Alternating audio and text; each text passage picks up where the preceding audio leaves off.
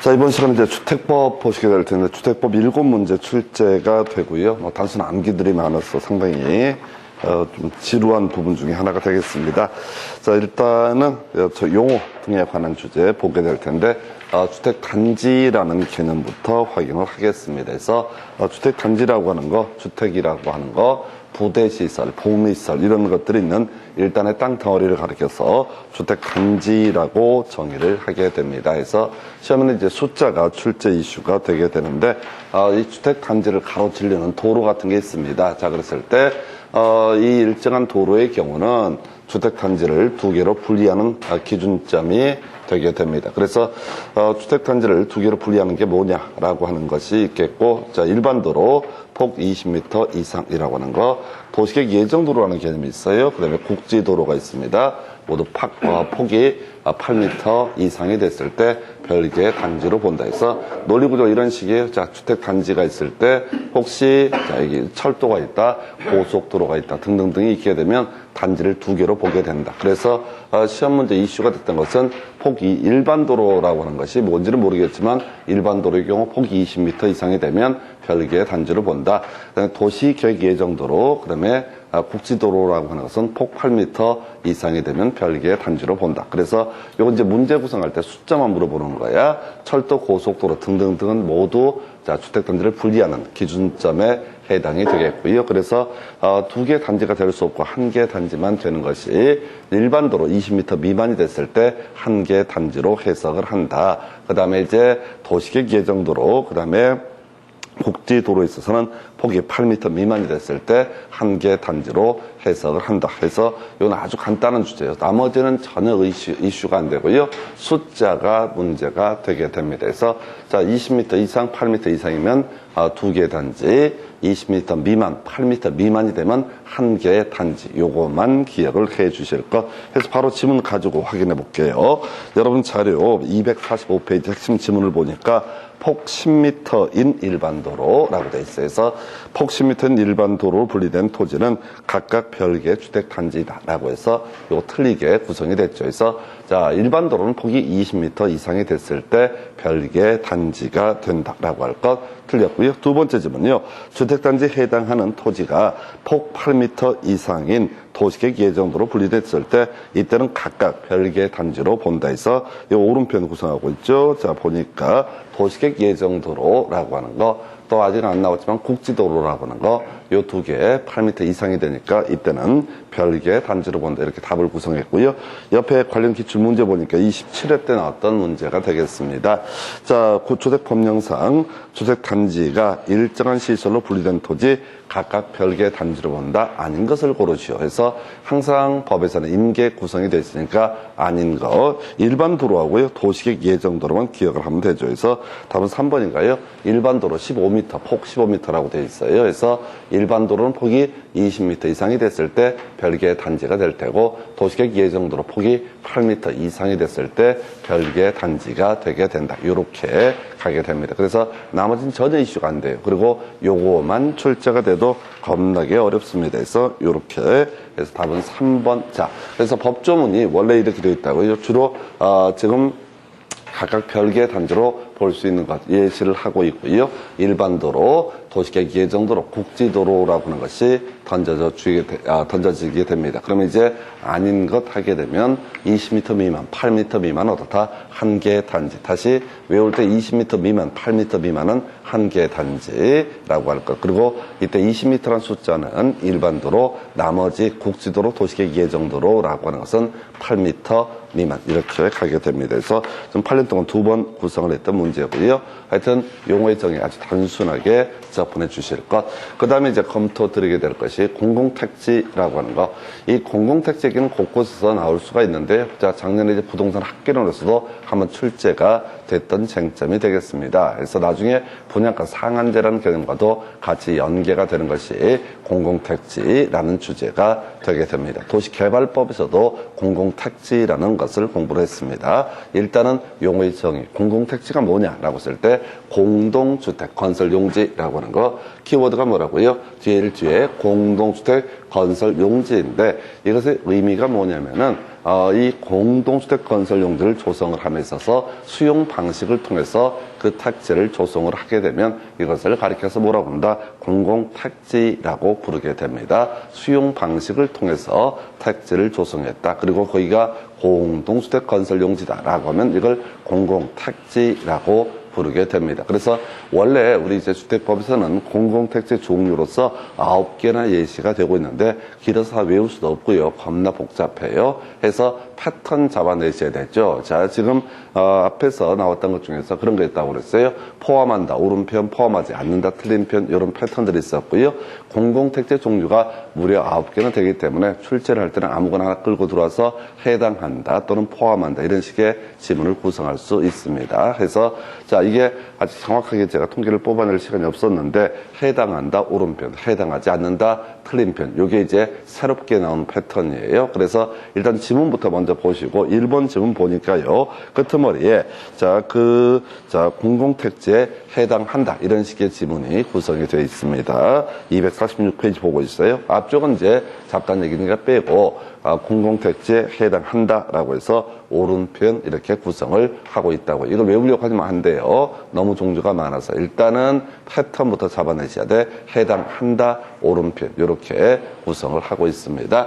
자, 그래서 이제 다시 이제 자 전체를 그림을 잡아봐야 되는데 지금 여기서는 19회 때 한번 공공택지가 아닌 것을 고르시오 이런 식의 문제가 구성이 됐었습니다. 자, 그래서 공공택지인 것은요 수용 방식을 통해서 공동주택 건설 용지를 조성을 하게 되면 이게 뭐가 된다? 공공택지다라고 봤어요. 그래서 이 9개 사업의 공통적인 요소가 뭐냐면은 바로 수용 방식이고요. 수용이란 말을 안 써도 다 수용 방식을 전제로 하는 사업들에 해당이 됩니다. 그래서 주의하실 게 도시개발 사업 관련해서는 환지 방식이 되게 되는 경우가 있었죠. 그래서 우리가 도시개발 사업 시행함에 있어서 수용 방식이 있고 환지 방식이라는 개념이 있습니다. 수용 방식은 사업 시행자가 땅을 보상금 주고 뺏어낸 다음에 나중에 다시 토지 등으로 나중에 택지를 분양하는 방식을 수용 방식. 이에 비해서 환지 방식이라고 하는 것은 땅으로 다시 분양해 주는 방식을 의미하게 되죠. 그래서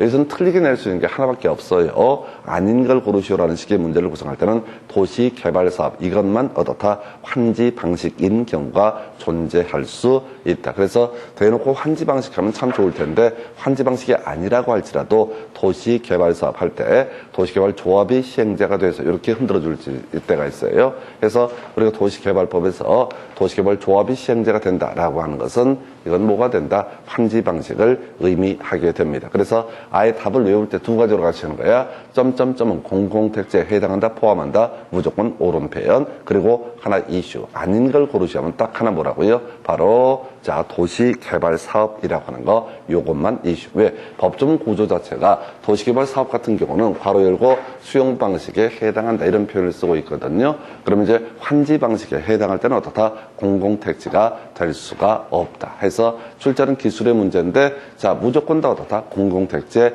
해당한다. 앞에서 패턴이 똑같죠. 이건 이제 무조건 2개 주택단지, 별개 주택단지로 보게 된다. 이렇게 이제 뼈대를 잡으면서 자 일반도로 20m 미만, 도시계획 예정도로 등 8m 미만, 20 미만, 8m 미만. 요건 어떻다? 한 개 단지. 이렇게 이제 준비를 하듯이 지금 공공택지는 모두가 어떻다? 공공택지에 해당이 되게 된다. 그리고 이 공공택지 중에서 틀리게 낼 수 있는 거 도시개발 사업을 통해서 조성한 공동주택 건설용지 얘만 공공택지가 아닐 수도 있다. 이렇게 해석을 합니다. 그래서 아주 단순한 주제이고요. 이 공공택지 관련해서는 이미 어디서 한번 공부했던 주제냐면 도시개발법 파트에서 공부했던 주제 한번 확인해 보도록 하겠습니다.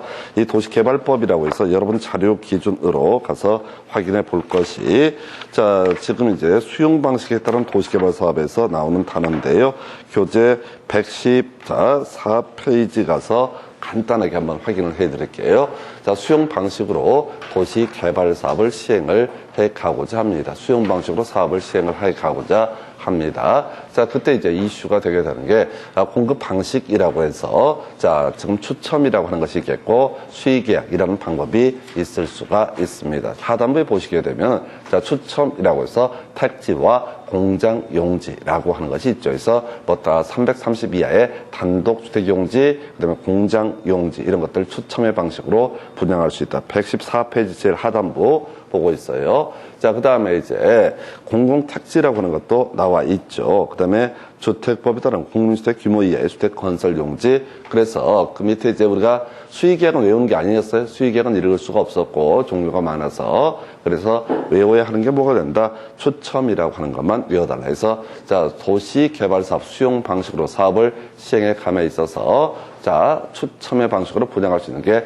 택지와 공장 용지 이렇게 보셨고 그 택지의 범주는 모두 포함된다. 공공택지라는 것도 포함이 되게 된다. 수용 방식이기 때문에 공공택지라는 말이 나오게 되는 겁니다. 그래서 다시 이제 원점 돌아와서 지금 이제 수용 방식에 따라서 도시 개발 사업을 했다. 그래서 공동주택 건설 용지를 조성을 했다. 이건 공공택지에 해당이 되게 됩니다. 근데 환지 방식이거나 수용 방식이 아닐 때는 얘는 소위 공공택지가 아니다라고 하는 거 같이 묶어서 보실게. 이 도시개발사업이라는 게 작년 문제에 구성이 됐는데 도시개발사업의 시행 방식이 수용 방식이 있었고요, 환지 방식이 있었고요, 그 다음에 혼용 방식 등이 존재했었다. 작년 문제에서는 혼용 방식이라는 것을 갖고 출제가 이루어진 바가 있습니다. 그래서 하여튼 공공택지 아닌 거, 자, 아닌 거 하나 외우실게. 도시개발사업 오는 하게 되면 어떻다? 이것은 공공택지가 아닐 수도 있다. 출제 기술상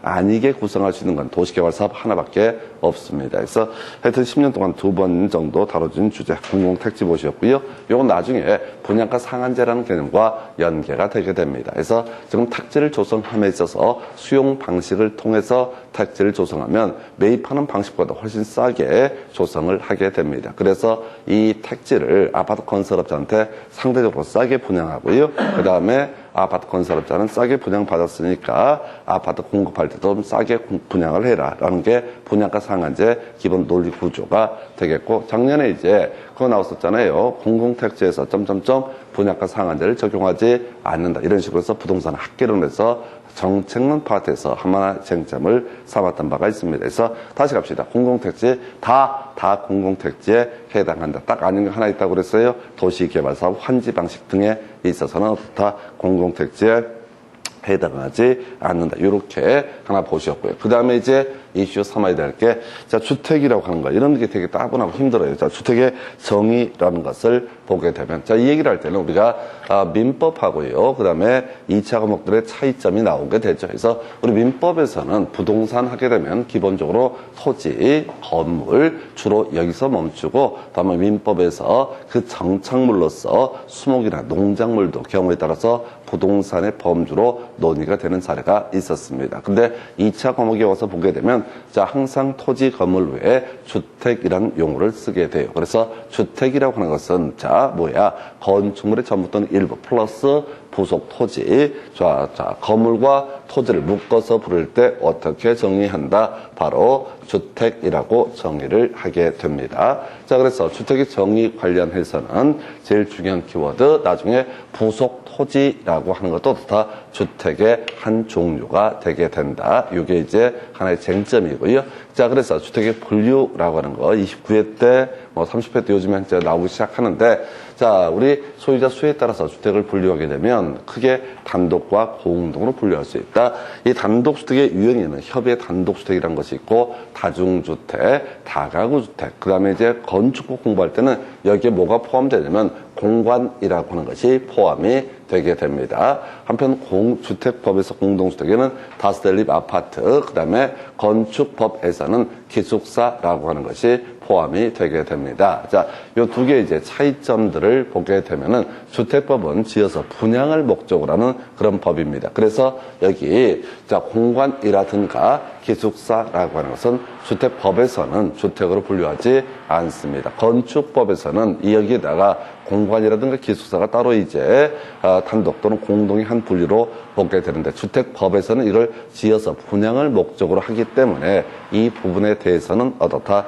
바로 공관을 총리공관, 청와대 이런 것들이 공관의 이슈가 될 테고, 대학의 기숙사 이런 것들이 하나 유형이 될 텐데, 이것들은 지어서 분양을 하지 않거든요. 분양을 하지 않기 때문에 주택법을 적용하지 않습니다. 그래서 주택법에서의 단독주택의 범주, 공관이라는 거 포함되지 않고요. 주택법에서 공동주택의 범주에는 기숙사라는 것이 포함되지 않는다. 그 외에 우리가 부동산 학개론 등을 통해서 출제가 되는 쟁점, 다중주택이라고 하는 거 듣고 외우셔야 돼. 자, 3층에 330 이하, 그 다음에 다가구주택이라고 하는 거 3층 이하에 660 이하, 다세대 연립은요 4층 이하가 공통점이고 660을 초과하면 연립, 660 이하가 되면 다세대. 그 외에 아파트는 5개 층 이상의 주거 용도로 쓰이는 것을 아파트라고 정의를 하게 됩니다. 그래서 이렇게 보셨고요.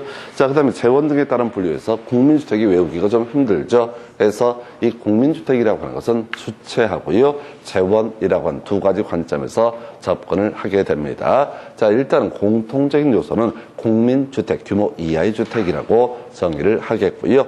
이 국민주택 규모 이하의 주택은 일반적으로 85제곱미터 이하의 주택을 국민주택 규모 이하의 주택이라고 정의를 하게 됩니다. 다만, 자, 시골 얘기 있어요. 수도권이 아니고 도시지역도 아닌 읍면 지역에서는 그 규모 얼마? 100제곱미터까지를 뭐라고 그런다? 국민주택 규모의 주택이라고 정의를 합니다. 다시요. 수도권 아닙니다. 도시지역도 아닙니다. 그리고 읍면 단위가 되게 됩니다. 그러면 이때는 100제곱미터까지를 뭐라 부른다? 국민주택 규모의 주택이라고 정의를 하게 됩니다. 다시, 자, 일반적으로 85제곱미터 이하의 주택을 국민주택 규모의 주택이라고 정의를 하는데, 수도권도 아니고 서울, 경기, 인천 아니에요. 용도지역이 도시지역도 아닙니다. 그리고 세 번째, 읍면지역, 이렇게 시골 단위가 되게 되면 이때는 100제곱미터까지를 얻어다 국민주택 규모의 주택이라고 정의를 합니다. 다시 국민주택이 뭐냐라고 하는 것을 보게 되면, 자, 첫 번째가 재원이에요. 국가, 지자체, 토지공사, 자, 등이, 먼저 건설 주체, 국가, 지자체, 공사 등이 건설하고요. 플러스 두 번째, 국민주택 규모 이하의 주택에 해당이 되게 되면은 이것을 뭐라고 합니다? 국민주택. 두 번째, 국가, 지자체 재정이나 주택도시기금의 자금을 지원받아서 건설, 개량되는 주택으로서 그 규모가 국민주택 규모 이하의 주택에 해당이 되게 되면 이것을 뭐라고 한다? 국민주택이라고 정의를 하게 됩니다. 어려워 이게. 다시 큰 그림, 자, 주체 관련해서 건설 주체가 국가, 지자체, 공사가 되게 되면 이게 뭐가 되고 국민주택이라는 것이 될 테고, 또 하나 이슈, 자, 재원, 국가, 지자체 재정이나 주택도시기금의 자금을 가지고 건설 공급되는 그런 주택으로서 국민주택 규모 이하의 주택을 가리켜서 국민주택이라고 정의합니다. 그래서 공통적인 요소는 국민주택 규모 이하니까 그렇다 치고, 자, 건설 주체 그리고 재원에 따라서, 자, 이 문제는 여기서도 출제가 되겠지만은 우리 부동산 학개론에서도 출제가 됩니다. 자, 우리가 금융론이라는 파트를 가서 보게 되면 그때 출제 이슈 지금 한 5년 사이에 2번 나왔던 건데, 주택도시기금의 활용처, 이 주택도시기금을 가지고 어디에 쓸 수가 있느냐라고 했을 때 다른 건 다 빼버리고 국민주택 규모 이하의 주택 건설에만 다 쓰일 수 있고, 국민주택 규모 이하의 주택의 매입 또는 임차 이런 데만 쓸 수 있는, 여기만 대출을 해줄 수 있는 것이 주택도시기금의 활용처가 되게 됩니다. 그래서 자, 학교론에서 지금 최근 5년 사이인가 4년 사이에 2번 나왔어요. 그래서 국민주택 규모 초과 이런 식으로 해서 틀리게 구성이 됐던 바가 있습니다. 다시 갑시다.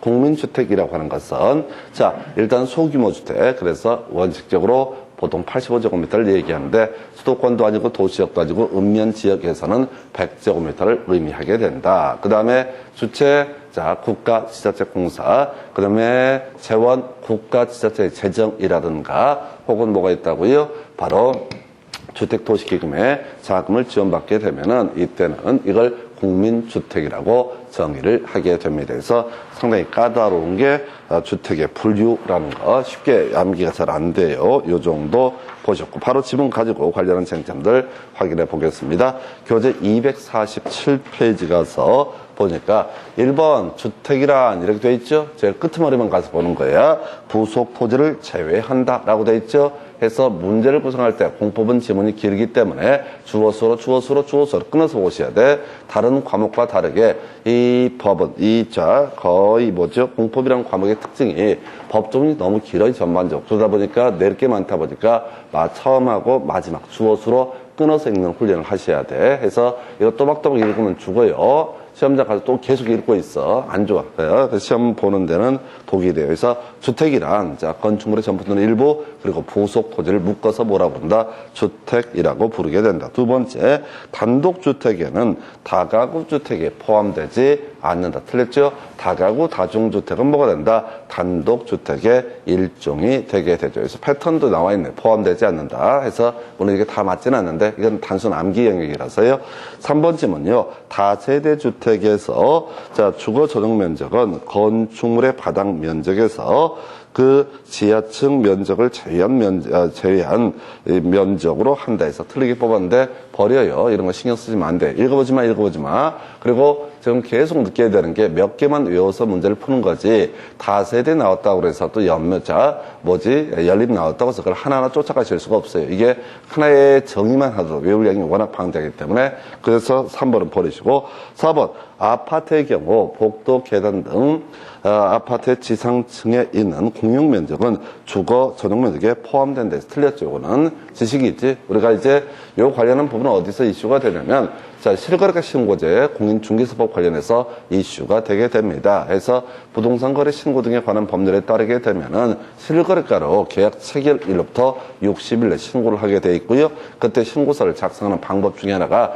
집합 건축물의 경우 다 전용 면적을 적고 그 밖의 건축물은 연면적을 적는다 이런 얘기죠. 그래서 당연히 전용 면적 구분만 문제가 되는 것이고 복도 이런 면적은 당연히 포함되지 않는다. 그래서 사실은 3번, 4번 지문은 이건 다 알기는 어려워요. 그래서 3번은 너무 어려운 주제이고 4번은 이제 실거래가 신고제 관련해서 필요한 부분이라서 설명드렸고요.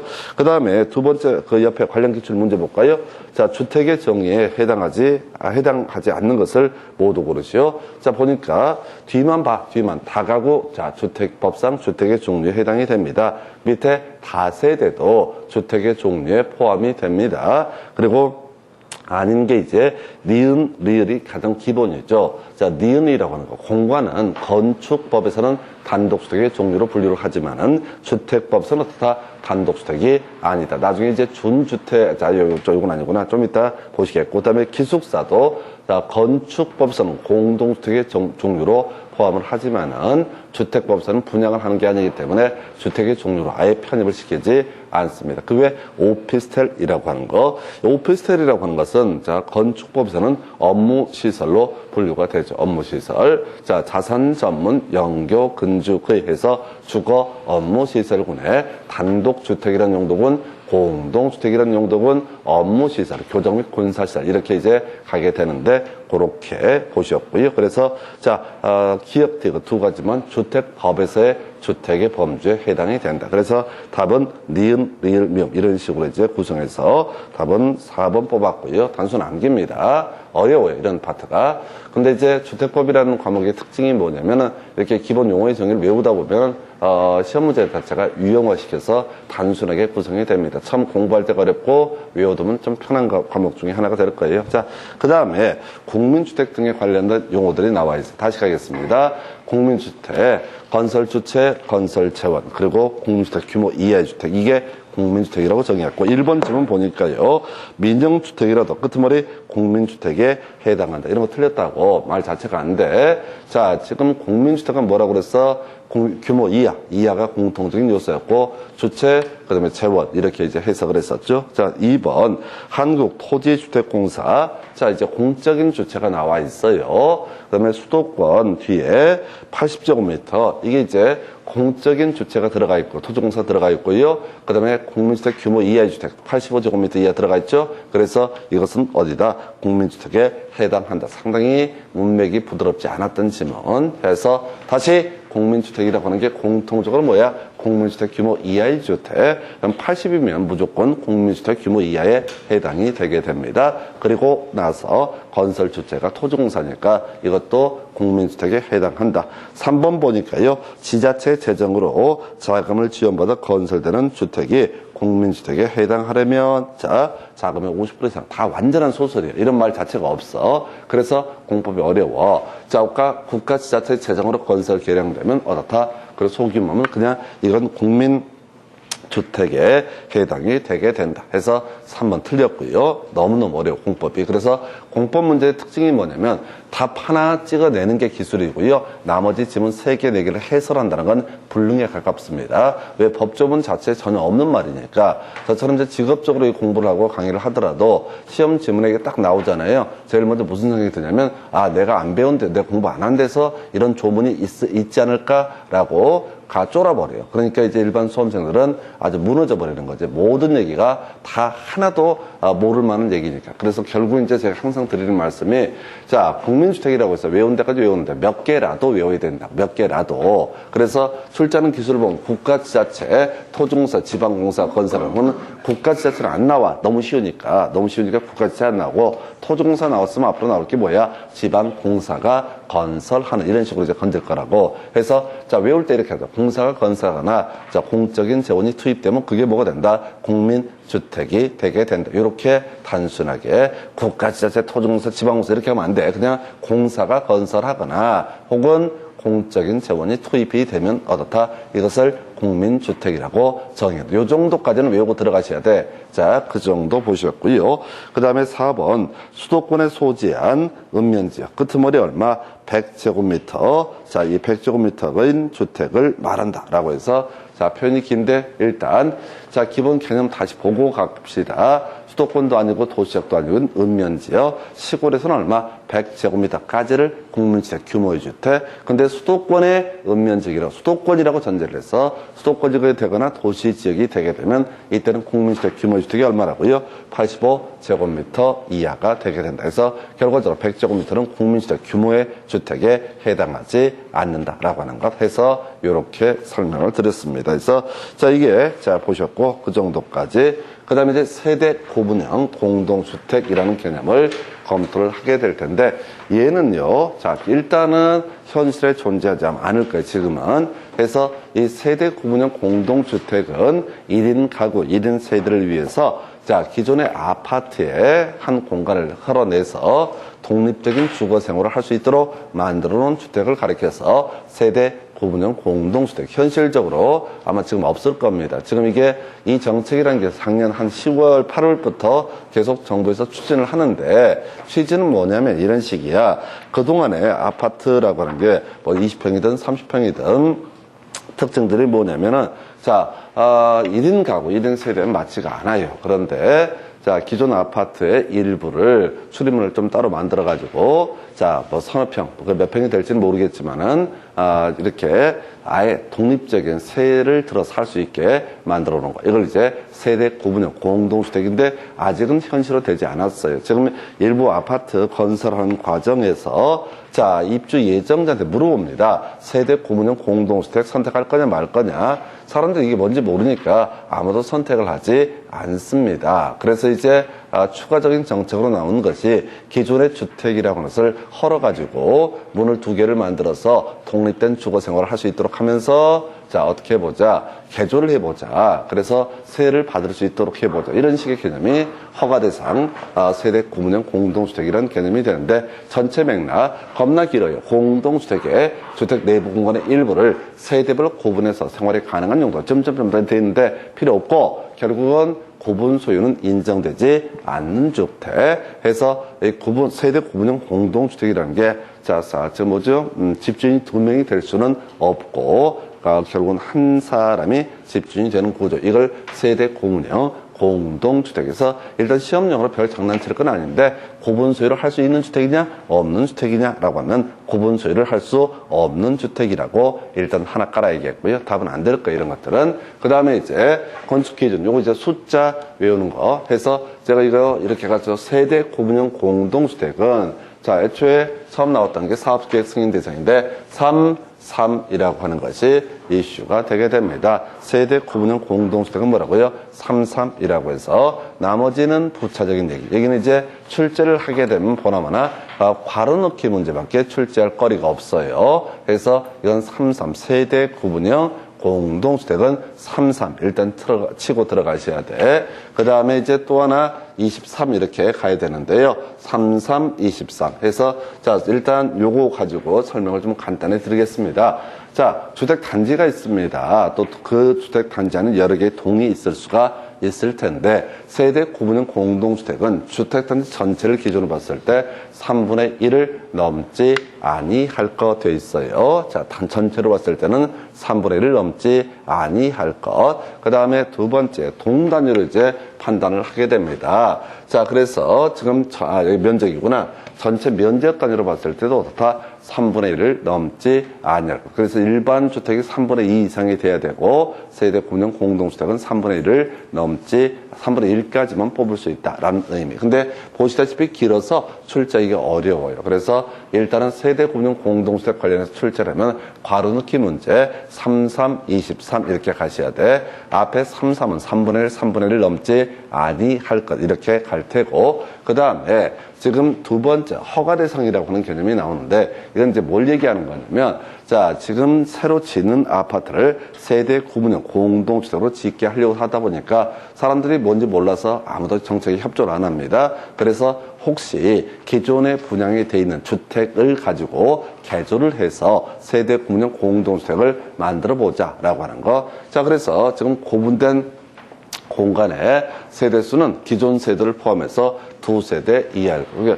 어차피 이제 한 세대는 아무 의미가 없는 거고 2세대까지 어떻다 만들 수가 있다. 그리고 또 하나가요. 세대 구분형 공동주택의 세대수가 주택단지 안에 전체 세대수의 10분의 1, 그 다음에 전체 세대수의 3분의 1, 해당 동의 전체 세대수의 3분의 1을 넘지 아니할 것. 그래서 이건 이제 그냥 기계적으로 23 이렇게 외우시면 되는 거죠. 그래서 자 우리가 앞에서 자 사업계획 승인 대상을 얘기할 때는 33 이렇게 가셨고요. 그 다음에 허가 대상을 가지고 기준을 보게 되면 23 이런 식으로 구성합니다. 그래서 33, 23 이렇게 이 문제는 지금 출제 기술상 문장으로 낼 수는 없어요. 워낙 길기 때문에 지금 제가 이게 보여드리는 게 전부가 아니야. 중간에 사족도 있어서 너무 어려워. 그래서 자 이 문제는 낸다라면 가장 전형적인 문제 유형이 괄호넣기 문제로 출제가 이루어지게 될 겁니다. 그래서 33, 23이라고 하는 거, 33, 23이라고 하는 거 이렇게 보시고 바로 지문 가지고 가볼까요? 여러분 교재 248페이지에 핵심 지문 1번 보니까요. 자 끝머리 봐야 돼. 구분 소유할 수 있는 주택이다 라고 돼 있죠. 자 주어 세대 구분형 공동주택이란 마지막 단어가 뭐라고? 구분 소유할 수 있는 주택. 교재 248페이지 보고 있어요. 그래서 세대 구분형 공동주택이란 이렇게 써있고 끝머리 뭐라고 써있어? 구분 소유할 수 있는 주택. 아까 주택이란 부속 토지를 제외한다 이렇게 해서 틀리게 뽑듯이 이 공법의 출제 기술은 너무 길기 때문에 주어수로 이렇게 끊어가셔야 돼서 구분 소유할 수 없는 공동주택을 의미하고요. 오른쪽에 관련 기출 문제를 보니까 교재 249페이지 자 이렇게 되어 있어요. 세대 구분형 공동주택 건설 기준 틀린 것. 자 이것도 그래. 읽으면 안 돼. 외운 걸 확인해 봐야 돼. 자, 우리 3.3이라고 하는 것을 쟁점으로 삼았었죠? 3분의 1에서 어디 나와 있어? 지금 보니까, 지금 4번에 3분의 1을 넘지 아니할 것. 5번에 뭐 나와 있어? 3분의 1을 넘지 아니할 것 나와 있죠? 내용 보지 말라고요. 봐봤자 어차피 못 외울 거니까. 그냥 이건 시험 문제를 준비해야 되니까 3분의 1을 넘지 아니할 것, 3분의 1을 넘지 아니할 것. 두 개 나와 있잖아요.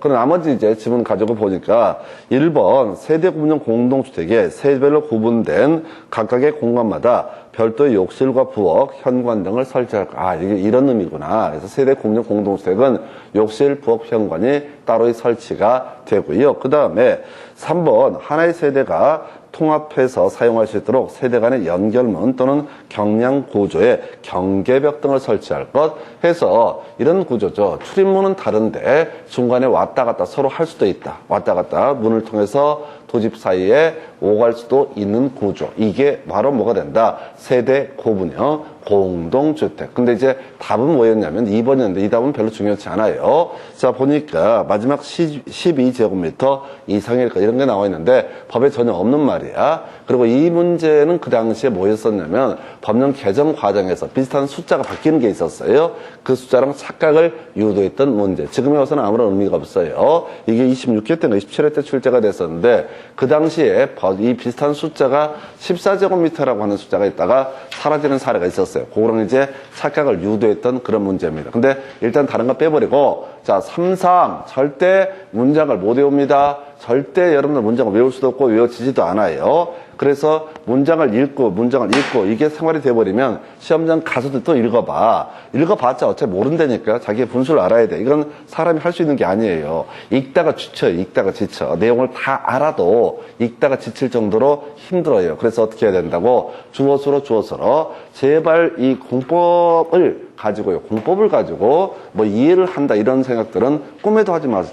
제가 처음 이 공법 강의를 할 때 한 4년 5년 강의를 하니까 이 내용이 대충 이해가 돼요. 그래서 이런 다른 과목 대비 공법이란 건 절대 이해 불가한 과목이야. 이해 자체가 안 돼야 돼.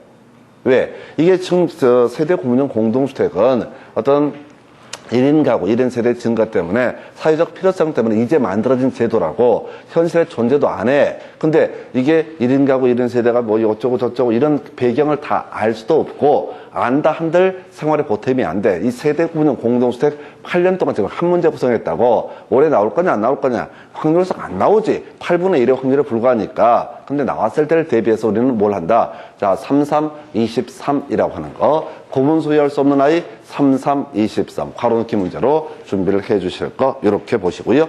도시형 생활주택이라는 개념이 나오는데 지금 이게 23회인가 마지막으로 구성이 됐어요. 그래서 요즘에 거의 구성이 안 되고 있어. 자, 이 도시형 생활주택 이명박 정부 때 있었던 정책 중에 하나고요. 이게 쪽방이라고 하는 것을 겁나 많이 지어보자. 그러니까 직주분리라고 해서 우리가 직장하고 주택이 너무 멀리 떨어지다 보니까 사람들이 힘듭니다. 직장인들이. 그래서 역세권 인근 지역에다가 소형 원룸 같은 개념 이걸 억수로 많이 지어보자라고 하는 것을 도시형 생활주택이라고 하는 거. 일단은 숫자 300세대 미만이라는 것이 첫 번째 포인트.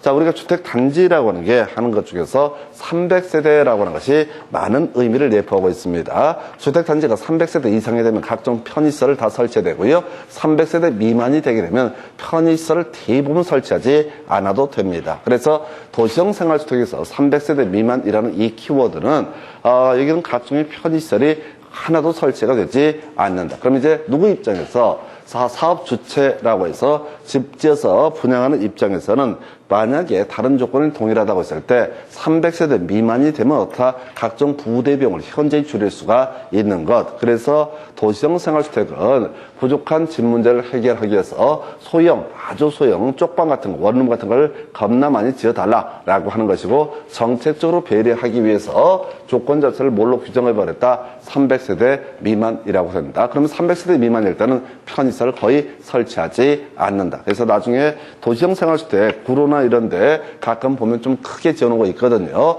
그래봤자 그건 무조건 300세대 미만이고 그 편의시설은 딱 하나밖에 없어. 1층에 편의점 하나밖에 없어요. 그래서 이게 그런 게 있겠고, 그 다음에 국민주택 규모의 주택. 그래서 다시 국민주택 규모의 주택은 사실은 자 아까 공사라고 하는 거 등이 건설했을 때 국민주택 규모 이하의 주택. 그 다음에 국가주택 재정 또는 주택도시기금의 재정. 그래서 국민주택 규모 이하가 되면 국민주택이라 불렀었고요. 그럼 국민주택 규모는 뭐냐? 원칙은 85, 수도권도 아니고 도시적도 아닌 읍면지역에서는 100제곱미터라고 하는 거. 이런 것이 있었고요. 자, 건축 제한해서 외우시면 돼. 함께 건축할 수 있다. 이것만 외우시면 돼. 그래서 마지막 문제는 함께 건축할 수 있다. 해서 이해하려고 하지 말라니까요. 그냥 외우는 게 빨라요. 함께 건축할 수 있다. 외울 게 뭐라고요? 함께 건축할 수 있다. 절대 텍스트를 보지 말고 함께 건축할 수 있다. 원래 함께 건축하면 안 돼요. 도시형 생활주택과 일반 주택은 건축 규제가 전혀 다르기 때문에 이걸 함께 건축하면 개판돼 버립니다. 예를 들어서 주차장 면수를 보게 되면 도시형 생활주택은요, 기본적으로 10세대당 한 면의 주차장이 필요합니다. 법상 필요한 주차장이.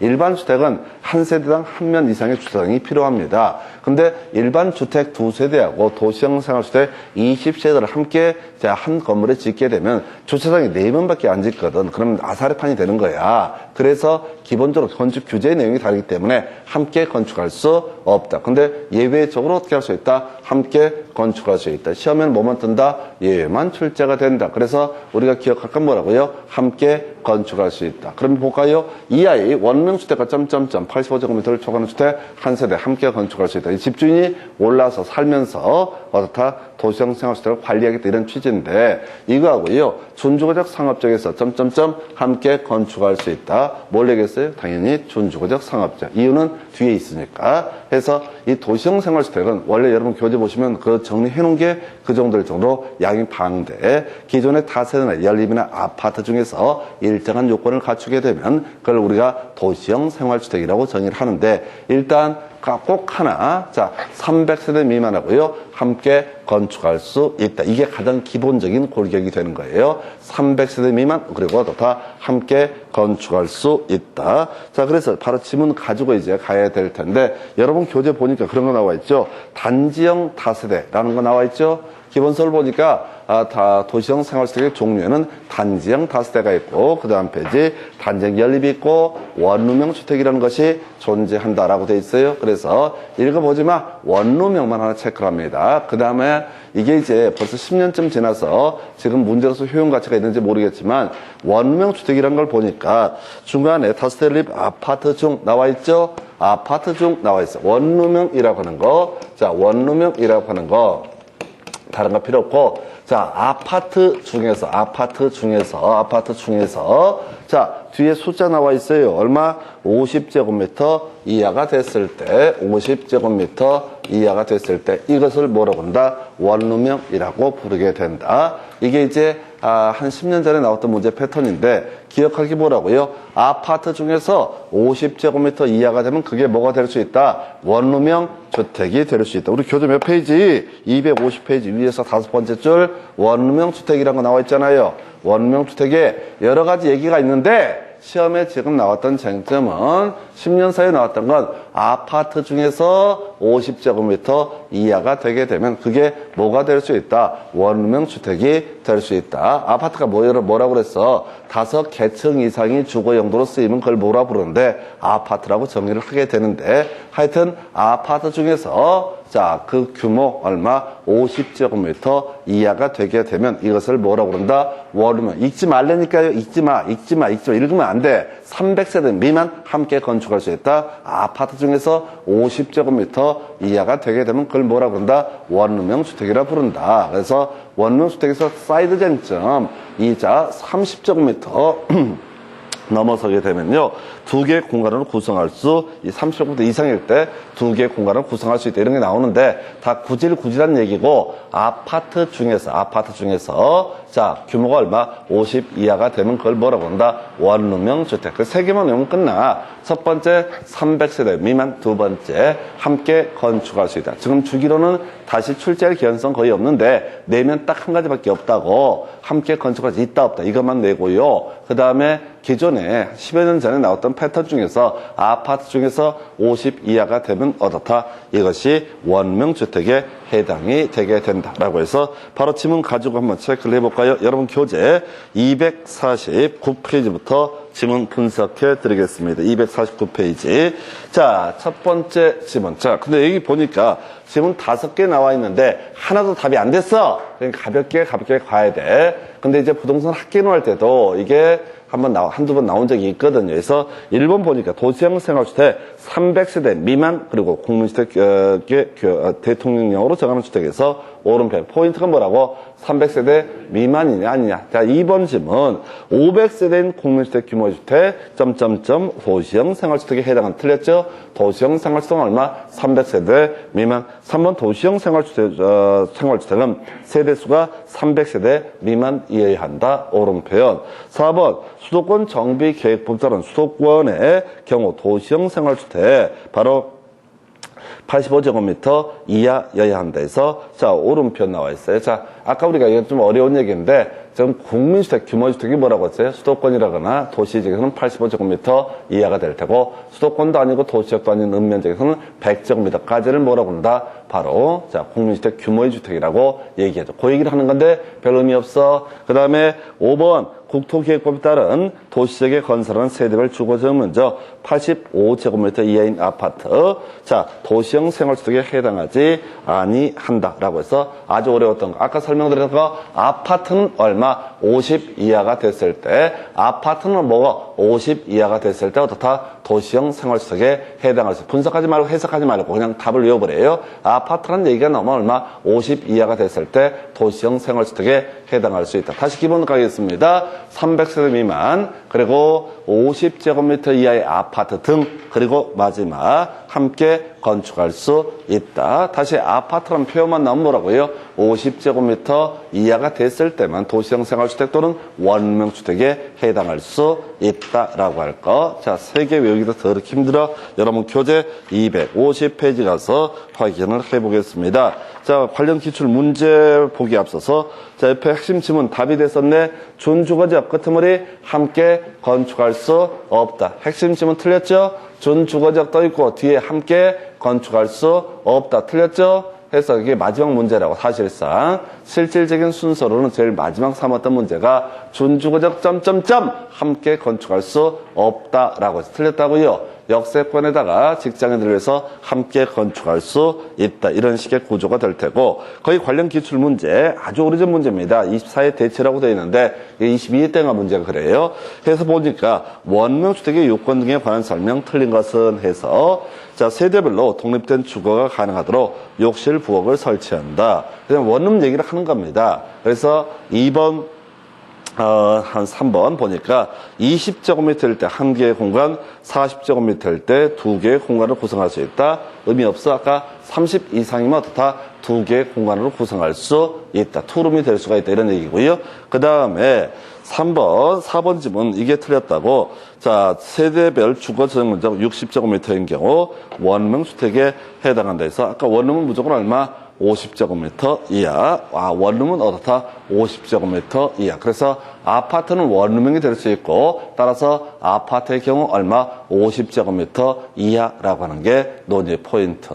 아파트는 50제곱미터 이하. 그래서 답은 4번이야. 그럼 이제 지금까지 나왔던 문제 전부를 정리하게 되면은 도시형 생활주택 300세대 미만이라고 하는 거 그리고 함께 건축할 수 있다. 그리고 아파트의 경우 소위 도시형 생활주택이 되기 위해서는 50제곱미터 이하가 돼야 된다. 이게 이제 문제 전체 맥락이 되겠습니다. 근데 그 중에서도 마지막에 나왔던 주제 24회 3회 때가 마지막 나오고 안 나오고 있다고 함께 건축할 수 있다. 이게 나올 확률하고 안 나올 확률은 8분의 7이 안 나온다고. 그래서 이걸 이제 꼼꼼히 보는 게 의미가 없고요. 그 정도고 나중에 이제 이 도시형 생활주택은 분양가 상한제를 적용하지 않는다. 이렇게 정리를 합니다. 그 다음에 이제 토지 임대부 분양주택 한 번도 안 나왔어요. 자, 법 만들어 쭉 한 번도 안 나오는데 자, 이게 반값 아파트라는 개념이 되게 될 것이고 이 토지 임대부 분양주택이라는 게 반값 아파트. 이 취지는 뭐냐면 우리가 아까 주택이 뭐라고 그랬어요? 자, 건물 플러스 주거용 건물 플러스 토지를 묶어서 뭐라고 그런다? 주택이라고 정의를 한다. 그래서 이 토지 임대부 분양주택이라는 개념 자체는 사실 주택법에 들어오기 좀 이상한 애야. 왜냐면 얘는 자, 토지를 주지 않고 건물만 분양을 하는 형태를 가리켜서 토지 임대부 분양주택이라고 얘기합니다. 건물만 분양하는 형태. 그래서 결국은 토지에 대해서는 임대차를 통해서 자, 이 토지의 이용을 할 수가 있는데요. 여기서는 다른 거 필요 없고 40년 75% 갱신할 수 있다. 40년이라고 하는 거. 해서 자, 이 토지 임대 분양주택은 굳이 분양을 받게 되는 그런 취지가 되는 겁니다. 월세조로 토지 이용료를 계속 사업주체한테 내는 것이고 건물만 이용을 합니다. 그리고 나서 이게 40년 지나게 되면 75% 이상의 동의를 받게 되면 다시 어떻게 할 수 있다? 40년 연장할 수 있다. 해서 이게 토지 임대부 분양주택 거의 의미 없어요. 그냥 숫자 넣기밖에 넣을 게 없어. 75% 40년 40년 75% 괄호넣기 문제밖에 내릴 게 없습니다. 해서 하여튼 그 정도. 그 다음에 이제 준주택이라는 개념을 확인을 해 볼 텐데요. 그럼 대가리 따서 기다, 노 이렇게 치고 들어가면 됩니다.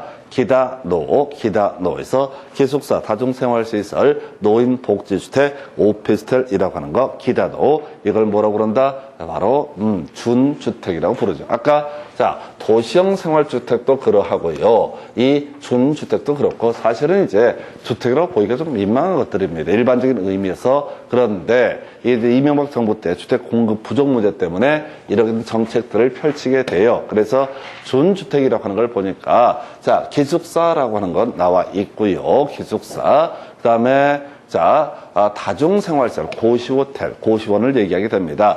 그 다음에 이제 노인복지주택, 원래 보건복지부 소관사무고요. 그 다음에 오피스텔이라고 하는 거. 해서 이것도 이제 약간 통계의 어떤 착시현상과 연계되는 개념인데요.